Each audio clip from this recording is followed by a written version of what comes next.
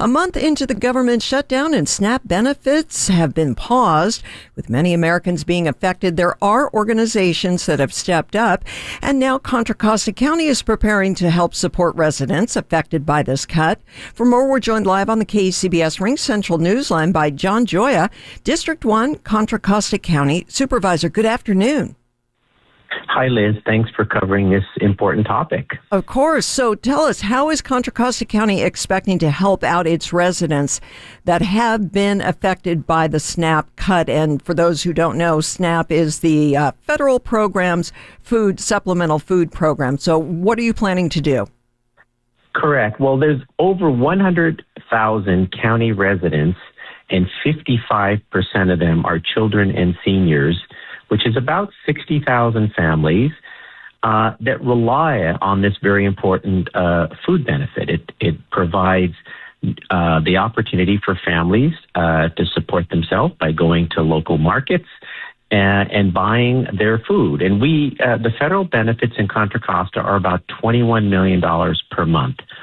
So what we are doing in order to cause the least disruption and inconvenience for these families is we are going to the Board of Supervisors on Tuesday to declare a local emergency, which will allow us to use our emergency reserves. We've been very prudent. We have over $500 million in reserve, and we would allocate up to $21 million of those reserves to basically supply each one of our CalFresh families with a grocery debit card so they could go to their local markets, wherever they shop, and buy the food they're accustomed to buying. So that's really what we're doing. We believe it's important to keep money in people's pockets that the federal government is trying to take away. And that would allow people to be able to continue to feed their families. People in your county who get SNAP benefits, how do they get these debit cards? How will you distribute them? So we implement this program for the federal and state government, so we have the record of everybody, and we will let them know that they could come to our social service offices. We have offices throughout the county. We're focusing on our highest used offices in Richmond, Hercules, Pleasant Hill, Concord, and Antioch.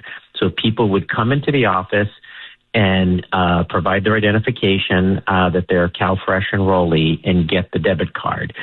And that would allow them to use it just like their EBT card at local grocery stores. In fact, there are over 700 grocery retailers that serve our CalFresh families. So this also helps those retailers, including many local markets, to continue to sell their groceries to these families.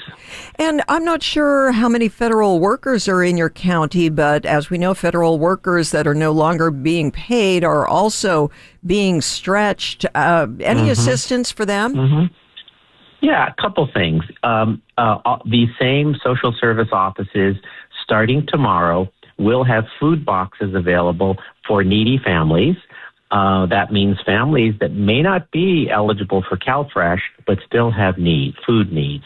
So, and let me also say, our food banks, the Contra Costa Solano Food Bank, working with food pantries and other organizations, have done an amazing job of stepping up and providing food. We just want to get people on CalFresh to keep their benefit in this alternative way that we're developing. But then other folks who need groceries can come, again, to our social service officers. And also, the food bank has a wonderful website link called Find Food in My City.